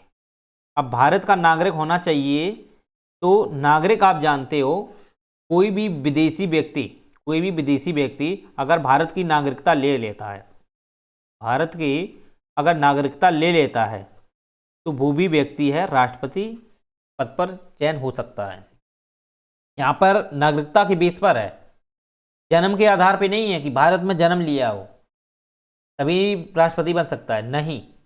यहाँ पर है नागरिक के बेस पर, भारत का नागरिक होना चाहिए, चाहे वो विदेश भले ही व्यक्ति हो, अगर वो भारत की नागरिकता ले लेता है निश्चित ही वो व्यक्ति राष्ट्रपति के चुनने योग्य हो जाता है। ओके, जबकि अमेरिका में आप देखोगे ऐसा नहीं है। अमेरिका में नागरिकता जो होनी चाहिए वो भारत की, अमेरिका की तो होनी ही चाहिए, राइट। प्लस दूसरी बात है इसमें, वो व्यक्ति है उसी अमेरिका में जन्मा हो, उसी अमेरिका में जन्मा हो। ओके, यहाँ पर जो अमेरिका में जो व्यक्ति चुना जाता है राष्ट्रपति, वो राष्ट्रपति वहाँ का नागरिक होने के साथ साथ उसी देश में वो जन्म लिया हो तभी वहाँ पर राष्ट्रपति बन सकता है। जबकि भारत में ऐसा नहीं है, भारत में नागरिकता के आधार पर है, नागरिकता के बेस पर है कि कोई भी व्यक्ति है अगर वो भारत का नागरिक है, चाहे वो विदेशी हो चाहे वो भारतीय हो, अगर भारत का नागरिकता वो ले रखा है, वो भारत के नागरिक में गिना है, वो रजिस्टर में निहित है, तो उस व्यक्ति को राष्ट्रपति चुनने योग्य वो हो जाता है। चलिए, तो इस आधार पे आप समझ सकते हो। तो यहाँ पर जो है वो प्राकृतिक आधार पर राष्ट्रपति चुना जाता है, भारत में जन्म के आधार पर ना होकर के प्राकृतिक आधार पर चुना जाता है।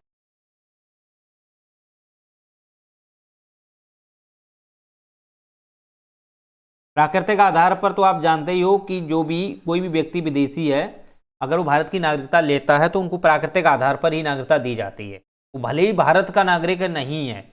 ओके, कभी भारत का नागरिक नहीं है या उसके कभी पूर्वज भारत नागरिक ना रहे हो, कभी ना रहे, कोई संबंध ना रहा हो, राइट। अगर वो व्यक्ति भारत की नागरिकता ले लेता है तो प्राकृतिक आधार पर उसको नागरिकता दी जाती है, और वही व्यक्ति है अगर नागरिकता मिल जाती है तो फिर वो राष्ट्रपति चुनने योग्य हो जाता है। तो यहाँ पे प्राकृतिक आधार पर नागरिकता दी जाती है, ठीक। तो प्राकृतिक आधार पर ही राष्ट्रपति चुनने योग्य व्यक्ति हो जाता है, तो ये आपको दिमाग में बैठना चाहिए।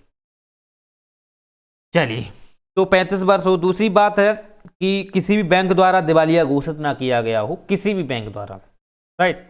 चाहे वो बैंक की कोई शाखा हो या आरबीआई हो या कोई भी स्टेट बैंक हो, चाहे वो सेंट्रल बैंक, कोई भी बैंक हो, उनके द्वारा ये व्यक्ति जो राष्ट्रपति चुना जाएगा वो दिवालिया घोषित ना किया गया हो। साथ ही साथ 50 अनुमोदक या अनुमोदन करने वाले और प्लस 50 समर्थक होने चाहिए। अनुमोदन का मतलब ये होता है कि हाँ, हम इस व्यक्ति के प्रॉपर हैं, हम इस व्यक्ति को ही वोट डालेंगे, मतलब कंप्लीट ये हो जाता है अनुमोदन में कि हम इस व्यक्ति को ही वोट डालेंगे, ये व्यक्ति ही हमारे लिए सर्वोपरि है, इसको ही हम राष्ट्रपति बनाएंगे। ये अनुमोदक होता है। अनुमोदन यहाँ के अनुमोदक करते हैं कि हम इस व्यक्ति को ही राष्ट्रपति बनाएंगे, प्रत्यक्ष कर देते हैं। जबकि समर्थक जो होते हैं वो अप्रत्यक्ष होते हैं, यानी कि ये बोलते हैं कि हाँ, हम तुम्हारे साथ हैं, तुम लड़ो चुनाव, हम तुम्हारे साथ में हैं। लेकिन ये इन पर कोई विश्वास नहीं किया जा सकता कि ये तुम्हारे साथ में हो भी सकते हैं, ये बदल भी सकते हैं। लेकिन हाँ, समर्थन है, समर्थक दे रहे हैं, समर्थक करता है ये, तो मान लेते हैं कि हाँ 50 व्यक्ति हैं। ओके, तो 50 अनुमोदक और 50 समर्थक होना चाहिए। ये प्रत्यक्ष होते हैं, ये अप्रत्यक्ष होते हैं।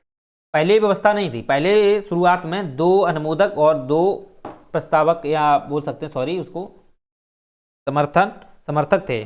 2 अनुमोदक और 2 समर्थक थे। अब 50 अनुमोदक और 50 समर्थक हैं।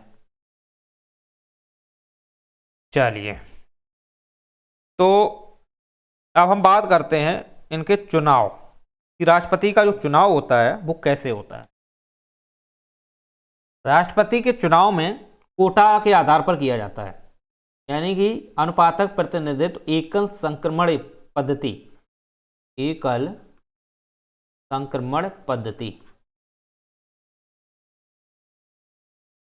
और यहां पर आप देखोगे कि राष्ट्रपति कितनी बार भी बन सकता है, यानी कि जो राष्ट्रपति पद पर है अगर उसका कार्यकाल समाप्त हो जाता है तो पुनः राष्ट्रपति पद पर खड़े हो सकता है, पुनः राष्ट्रपति पद वो लड़ सकता है। ओके, लेकिन बस उसके लिए फिर पुनः 50 अनुमोदक 50 प्रस्ताव समर्थक होना चाहिए। ऐसा नहीं है कि पहले वो लड़ लिया है तो अब उसको 50 अनुमोदक और 50 समर्थक की जरूरत नहीं है, नहीं, उससे इसकी जरूरत होती है। 50 अनुमोदक और 50 समर्थक होना चाहिए। भले ही वो राष्ट्रपति क्यों ना रहा हो। ओके, तो दोबारा अगर वो लड़ता है तो ये जो मानदंड हैं इनको फॉलो करना चाहिए। तो ये व्यक्ति कितनी बार भी लड़ सकता है, अनंत है, 50 बार 100 बार, जब तक जिंदा है तब तक लड़ सकता है। लेकिन अमेरिका में आप देखोगे तो अधिकतम 2 बार है, अमेरिका में अधिकतम 2 बार चुनाव राष्ट्रपति का लड़ सकता है। तो वहाँ 4 वर्ष का कार्यकाल होता है, जबकि भारत में 5 वर्ष का। तो राष्ट्रपति में जो मैंने आपको बताया था निर्वाचन की जो पद्धति थी, कहाँ से ली गई थी, आयरलैंड से। तो यहाँ पर एकल संक्रमण पद्धति जो है अनुपातिक वाली हमने आपको आगे पहले बता ही दिया है। ओके, तो अब एकल संक्रमणी पद्धति को थोड़ा समझिए। ये होता है यहाँ पर कोटा, कोटा के आधार पर ही यहाँ पर जो राष्ट्रपति का जो निर्वाचन होता है वो किया जाता है। जैसे कि राष्ट्रपति के चुनाव में एक व्यक्ति ए खड़ा है, दूसरा बी खड़ा है, तीसरा सी, चौथा डी। मान लीजिए 4 व्यक्ति खड़े हैं। ओके, तो 4 व्यक्ति में ये जो जितने भी निर्वाचित सदस्य होते हैं, जितने भी निर्वाचित सदस्य होते हैं, ओके, जितने निर्वाचित सदस्य होते हैं, जैसे कि 776 ये हैं, 4120 ये हैं, ये मत डालते हैं, ये वोट डालते हैं। तो ये जो मत वोट डालते हैं, ओके, तो ये मत जब डालते हैं तो इनको जो वरीयता दी जाती है वो इन पे इस आधार पे दी जाती है कि वो सभी व्यक्तियों को मत देंगे। यहाँ पे खंबा छूने वाली पद्धति नहीं है कि आप गए एक व्यक्ति को वोट डाल दिए और चले आए, ये व्यक्ति गया यहाँ पे डाला दूसरे को चलाया, या तीसरा व्यक्ति गया ऐसे डाला या चलाया और इसको इससे मतलब नहीं, राइट। लेकिन यहाँ ऐसा नहीं है, ये खंबा छूने की पद्धति है। खंबा छूने की पद्धति भारत में नहीं है, भारत में कोटा के आधार पर। और कोटा जब तक पूरा नहीं हो जाता है, आप भले ही विजयी हो जाओ, आपको नहीं माना जाएगा। यानी कि 50% प्लस 1 आपको वोट में मत लाना ही पड़ेगा, तभी आप विजयी माने जाओगे। भले ही इन 4 सदस्यों में से क्यों ना फर्स्ट आ जाओ, अगर आपका कोटा 50% प्लस 1 नहीं है तो आप विजयी नहीं माने जाओगे। समझ रहे हो? मान लेते हैं कि 50% प्लस 1 10 लाख पर हैं, ठीक, 10 लाख पर है, कोई वैल्यू है 10 लाख पर है, 50% प्लस 1। अगर आपको विजयी हुए और आप पहुंच गए 9,99,000, सॉरी हाँ 9,99,000 पे पहुंच गए, राइट। लेकिन आप विजयी हैं इन चारों में से, इन चारों में से विजयी हैं, फर्स्ट हैं, लेकिन आपने कोटा पूरा नहीं किया है। ये देखो, कोटा पूरा नहीं किया, इसलिए आप विजयी नहीं माने जाओगे, नहीं माने जाओगे। अब हम थोड़ा समझाते हैं। देखो, मान लेते हैं जितने भी सदस्य हैं वोट डालने गए, एक ने वोट डाला यहाँ पे, तो यहाँ पे वरीयता के आधार पर होता है कि कोई भी व्यक्ति है अपने हिसाब से पहले किसे चुनता है, फिर किसे चुनता है, फिर किसे चुनता है, फिर किसे चुनता है। यानी कि एक व्यक्ति है, उस व्यक्ति ने बी को चुना फर्स्ट, पहले वरीयता इसको दी कि वो ये सोचेगा कि हाँ हम इसको ज़्यादा पसंद करते हैं, पहले हम इसे चुनें। फिर वो बात करता है कि हाँ मुझे ये भी पसंद है थोड़ा, तो इसको भी चलो हम वोट डाल देते हैं, तो 2 इसमें डाल दिया।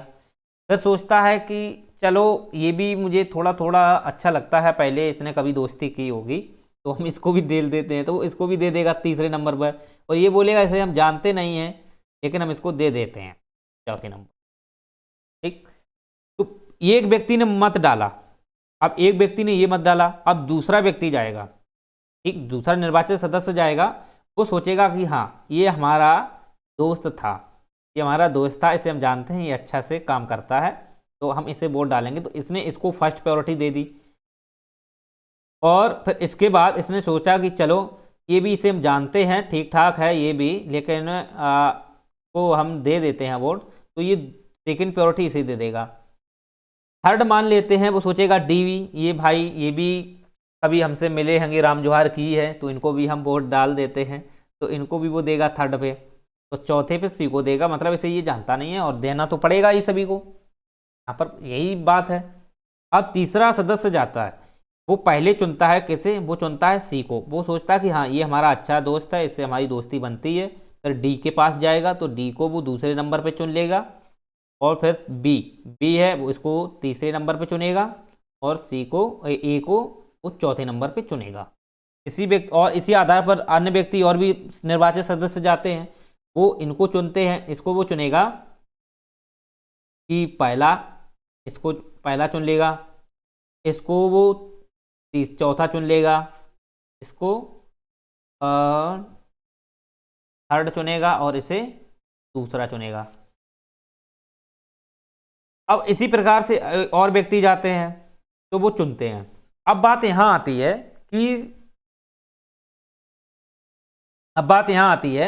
कि ये जो व्यक्ति चयन किया गया है, ये व्यक्ति जो चयन किए गए हैं, अब इसमें से कोटा कौन पूरा कर रहा है। अब कोटा देखा जाता है। अब सभी का जब मत हो जाता है ना, मत डाल देते हैं, पर कोटा देखा जाता है। ठीक है, तो कोटा में आप देखोगे जो फर्स्ट प्रायोरिटी है इनके आधार पर, तो आप देखोगे कि पहला व्यक्ति 1 और 2, इसको हम यहाँ रख लेते हैं 2, A 2 हो गया। ठीक, दूसरा B 1, तो B पे हम 1 रख लेते हैं। C पे 1 है तो C पर भी हम 1 रख लेते हैं। और D पर 1 है ही नहीं, मतलब कि इसको तो हटा ही दो, इसको तो कैंसिल ही कर दो, क्योंकि इसे किसी ने भी इसे फर्स्ट प्रायोरिटी दी ही नहीं। डी को फर्स्ट प्रायोरिटी इस व्यक्ति को, डी को, किसी निर्वाचित सदस्य ने नहीं दी, इसलिए इसके जितने भी वोट पड़े हैं, जितने भी हैं, ये सब खारिज हो जाएंगे। समझ रहे हो, ये सब खारिज हो जाएंगे। अब बात सुनना मेरी ध्यान से। अब देखो सेकंड, देखो यहां पर 3 है 4 है, तो ये है 3 और ये है 4। यहाँ पर 2 है, 1 2 है, क्या है, एक ही बार 2 है, तो यहाँ पर एक बार हम 2 ले लेते हैं, एक बार है, राइट। यहाँ पर आप देखोगे 2, यहाँ पर 2 भी एक बार है, यहाँ 2 एक बार है, 1 2 बार यहाँ ले लेते हैं। यहाँ पर 2 है ही नहीं, ठीक, यहाँ पर 2 नहीं है। ठीक है, तो अब हम बात करते हैं कि इनमें आप देखोगे कि ये जो 1 है, ये जो 1 है, तो ये 1 है, मतलब ये 2 वाली वैल्यू है ना, 1 है, और ये 2 वाली वैल्यू है, 1 है। लेकिन यहाँ आप देखोगे इन पर 1 1 है, तो आप देखोगे कि ये जो व्यक्ति है, ये जो व्यक्ति है, इसमें और इसमें मत बराबर है, इसमें और इसमें मत बराबर है। तो थर्ड नंबर प्रायोरिटी आप देखोगे, ये इसमें आता है 4, 3 और 4 है ना, तो 3 आ गया, 4 आ गया, और इसमें आप देखोगे 3 और 4 हैं, 3 है और 4 है, और इसमें आप देखोगे 3 और 4 हैं, 3 और 4 इसमें भी हैं, राइट। तो आप देखोगे इनके तो एक समान मत है, इनका एक समान मत है, क्योंकि 1 2 3 4 और 1 2 3 4 इनका एक समान मत है, राइट, इनका एक समान मत है। अब बात यहाँ आती है, इनका एक मत समान है, तो इनका जो निर्वाचन होगा, इनका जो निर्वाचन होगा, इन्हीं के आधार पर ही इनमें देखा जाएगा कि ये जो व्यक्ति है, इनके एक समान मत हैं, तो इनका निर्वाचन, ऐसा नहीं है कि निर्वाचन दोबारा हो, नहीं। और पहली बात यह है कि इनका निर्वाचन एक समान नहीं देखने को मिलता है। ठीक है, इनका समान, एक समान कभी निर्वाचन, मतलब निर्वाचन में कभी सदस्यों को एक समान होता ही नहीं है। ओके, अगर हो भी जाता है तो ये थर्ड का जो मतलब व्यक्ति होता है, वो इसमें ट्रांसफर हो जाता है, क्योंकि सेकंड वाली जो प्रायोरिटी पे आता है, उसका थर्ड वाली का इसमें संक्रमण हो जाता है ऐसे। तो आप देखोगे जो थर्ड सेकंड वाला ऑप्शन है, ये व्यक्ति जो है वो फर्स्ट वाले व्यक्तियों में ट्रांसफर हो जाएगा, और ये जो व्यक्ति है वो इसमें हो जाएगा, मतलब थर्ड वाला है वो सेकंड में हो जाएगा, और थर्ड वाला है वो सेकंड में इसमें आ जाएगा, फोर्थ वाला है वो इसमें आ जाएगा, ये फोर्थ वाला ये थर्ड में आ जाएगा। तो इस प्रकार से इनका संक्रमण के आधार पर इनके मत, मतलब कि ये विजयी माने जाते हैं। ठीक है, अब मान लेते हैं इनको एक समान नहीं करते हैं, तो इनको मान लेते हैं यहाँ पे 2, राइट, 2, इनको 2, ये 2 एक बार है ना। ठीक है, तो ये जो 2 है इसको हम इसमें ट्रांसफर कर लेते हैं, इसमें। ठीक, फिर इसका ये खारिज हो जाएगा, फिर ये 2 बचे। ठीक, फिर इसको इसमें दोनों का देखा जाएगा तो कौन सबसे ज़्यादा है, और जिनका ज़्यादा है वही विजयी हो जाता है। लेकिन इसका कोटा पूरा होना चाहिए, तभी विजयी माना जाएगा। ओके, तो आप ये चीज़ें समझिए। तो इनके जो निर्वाचन से संबंधित जो भी गतिविधियाँ होती हैं, उनकी जो देखरेख करता है वो कौन करता है, सुप्रीम कोर्ट। अगर किसी प्रकार से अवैध अगर चुनाव हुआ है, किसी प्रकार उसमें मिस्टेक है, गड़बड़ी है, तो सुप्रीम कोर्ट निरस्त कर देता है। निरस्त कर सकता है, उसके पास पावर होती है। लेकिन सुप्रीम कोर्ट जो होता है ना, वो यहाँ पर देखा जाए तो राष्ट्रपति और उपराष्ट्रपति हैं, उनके सदस्य जो होते हैं, उनके जो राष्ट्रपति उपराष्ट्रपति का जो चुनाव होता है उसकी देखरेख या अंतिम कर्ता कौन होता है, वो सुप्रीम कोर्ट होता है। जबकि लोकसभा सदस्य हैं या राज्यसभा के सदस्य हैं, राइट, उनका जो हाँ, जो राज्यसभा के सदस्य हैं और लोकसभा के सदस्य हैं, अगर इनके निर्वाचन में किसी प्रकार की समस्या आती है या कोई मिस्टेक है या अवैध निर्वाचन हुआ है या ईवीएम में किसी प्रकार की ऐसी गतिविधि की है जिससे कोई मिस्टेक की गई है, ओके, तो इसमें अगर जांच पड़ताल करने के बाद जो भी जानकारी मिलती है तो यहाँ की जो चुनाव हुए हैं उसको अवैध कौन कर सकता है, वो निर्वाचन आयोग करता है, राज्यसभा और लोकसभा में। जबकि राष्ट्रपति और उपराष्ट्रपति है, राष्ट्रपति उपराष्ट्रपति है, इनके चुनाव में किसी प्रकार की समस्या आती है तो उसका अंतिम जो कर्ता होता है वो सुप्रीम कोर्ट होता है। वो सुप्रीम कोर्ट उसकी जानकारी जांच करता है, अगर अवैध है तो उसे निरस्त भी कर देता है। चलिए, तो उम्मीद करते हैं आपसे एकल संक्रमण पद्धति के आधार पर ही चुनाव इनके कराए जाते हैं। तो ये हमारे देश की एक व्यवस्था है और जो चुनाव होते हैं वो 50% +1 ही अगर कोई व्यक्ति लाता है तभी उसको विजयी माना जाता है, अन्यथा वो विजयी घोषित नहीं किया जा सकता। चलिए, तो उम्मीद करते हैं आज के लिए इतना ही लेक्चर है। कल से हम उनकी जो शक्तियां हैं उनके विषय में समझने का प्रयास करेंगे।